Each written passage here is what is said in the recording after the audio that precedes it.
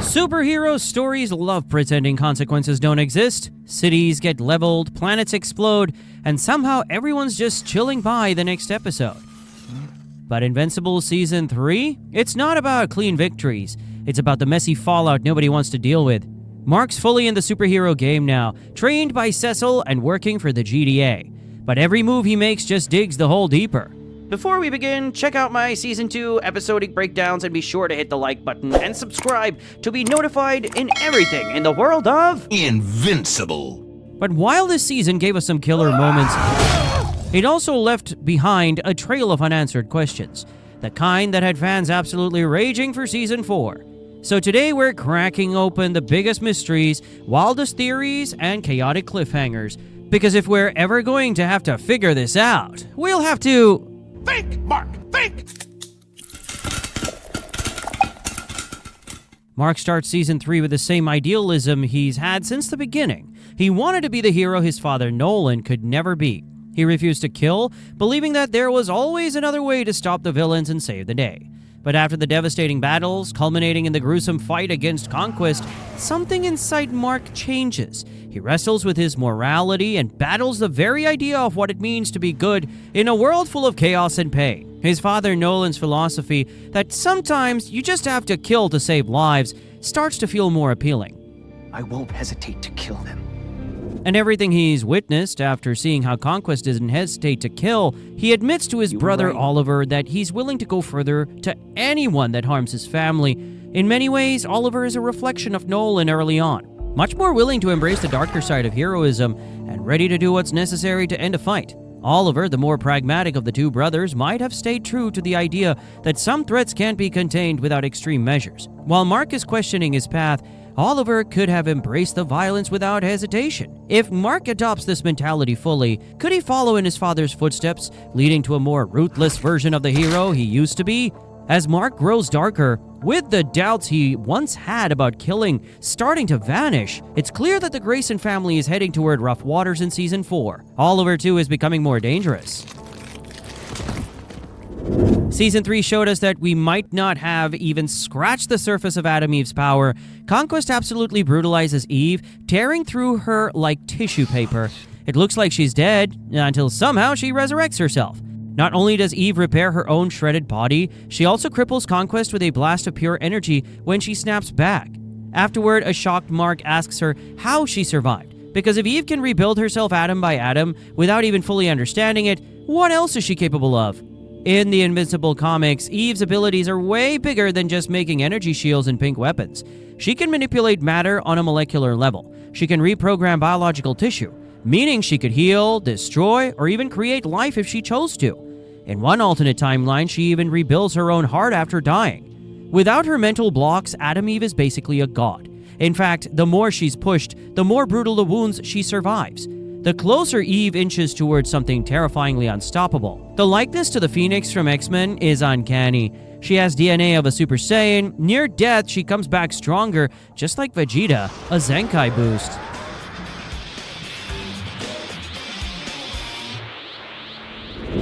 Remember Mars, where the Guardians accidentally unleashed the Sequids? The tiny little face-hugger-looking nightmares. They got a taste of human hosts, and they never looked back. Astronaut Russ Livingstone made it home with one Sequid surviving in his stomach. Now, thanks to Russ staying possessed, the Sequids have been secretly breeding, laying low in the sewers, spreading from host to host, undetected. And while we were all busy freaking out about Conquest and evil Mark variants from across the multiverse, the real hidden invasion was already underway right under our feet. In the comics, the Sequids don't just survive, they thrive. They end up possessing an entire city. The Guardians try to quarantine the whole area, but their tech fails, and it all goes to hell real fast. Mark's solution was brutally simple. Kill an innocent Russ by punching his head off to save the planet. And after Season 3's darker turn, you have to wonder if Mark would make that same ruthless choice again. And if one Sequid could start an army, imagine what dozens could do. The Sequids might not have Omni-Man's muscles, but with their hive mind and sneaky tactics, they could turn Earth into a zombie planet overnight. Season 3's finale didn't just set up a war with Viltrumites, it planted a ticking time bomb right here at home.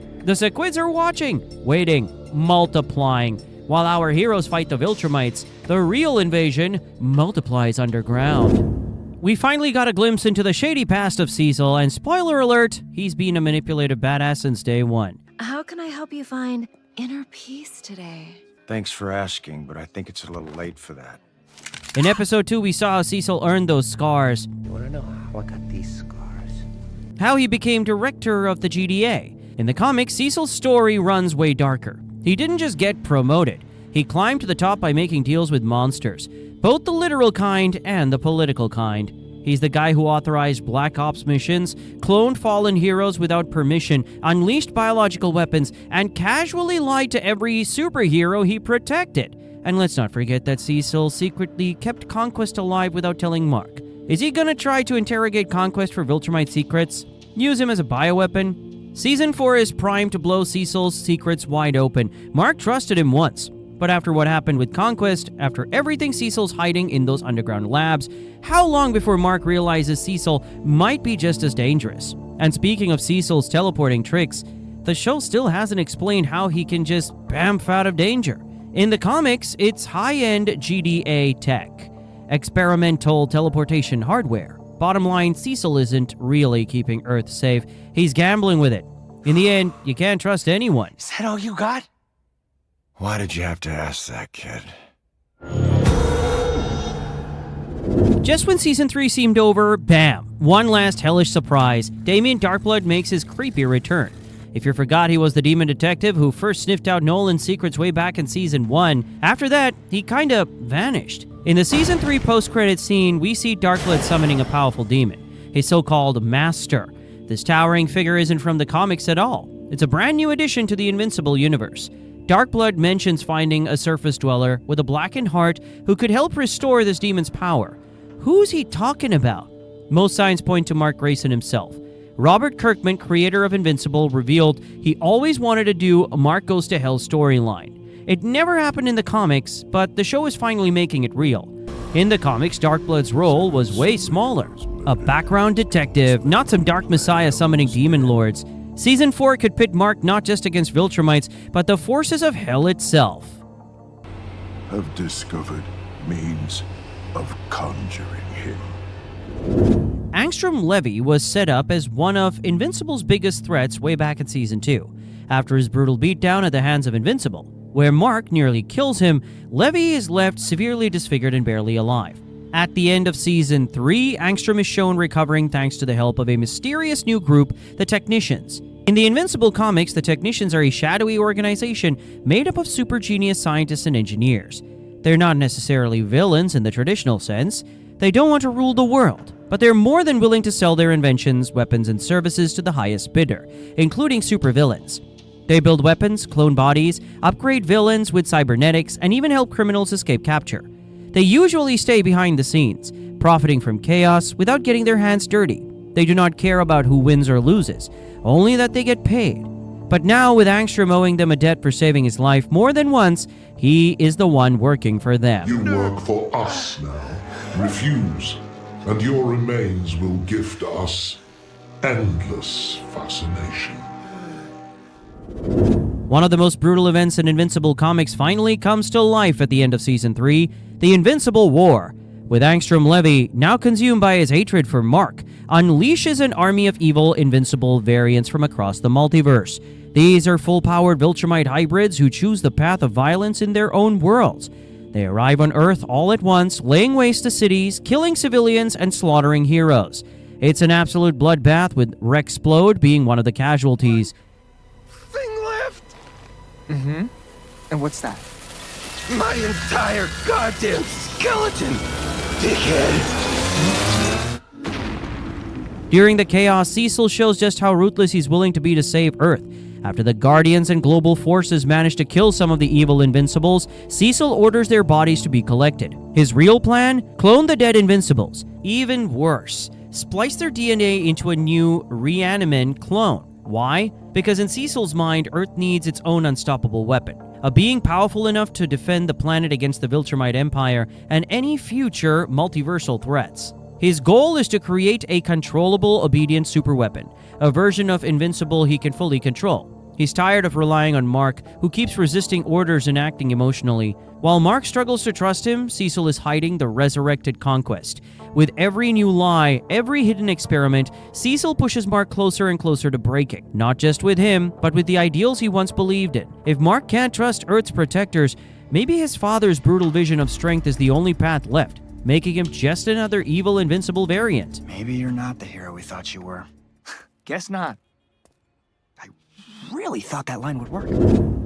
During the massive Viltrumite prison break, Battlebeast joins the chaos, taking on Viltrumites head-on. Known for craving the ultimate challenge, Battlebeast doesn't care about politics or sides. He just wants the perfect fight. The battle is so intense that after it's over, Battlebeast is left gravely wounded, drifting alone in the vast emptiness of space, bloodied, unconscious, and possibly dying. But is he truly gone? Meanwhile, back with Nolan and Alan, the defeat at the prison shows just how outmatched even the strongest fighters are against the Viltrumites. That's why Nolan and Alan realize they need more than just strength. They need an edge. When Nolan told Mark to read his books before leaving Earth, one of those books, The Man with the Invincible Gun, it sets them on a path to seek out the legendary space racer with a weapon capable of killing Viltrumites. In the comics, this weapon is one of the very few things that can pierce Viltrumite flesh, making him a critical part of the coming rebellion. Season 3 of Invincible didn't just raise the stakes, it shattered them. Mark is losing faith in the people he trusted. He's questioning the ideals he fought for. And with every betrayal, every dark choice, he inches closer to becoming the very thing he swore he'd never be. Meanwhile, Earth is caught in a silent countdown. The Viltrumite Empire is still coming. The Sequids are breeding underground. The technicians are arming villains. Cecil is building monsters in the shadows. Darkblood is opening portals to hell. And even the stars themselves aren't safe. With Nolan and Alan plotting a desperate rebellion among the ruins of the galaxy, Season 3 wasn't about saving the world. It was about showing us just how broken it already is. When Season 4 hits, Mark won't just be fighting to save lives, he'll be fighting to save his soul. The war has already begun. The only question left is, who will survive it? Hey, are you good? Thanks for watching. If you're enjoying the content, be sure to check out my other videos on the channel, and don't forget to like and subscribe.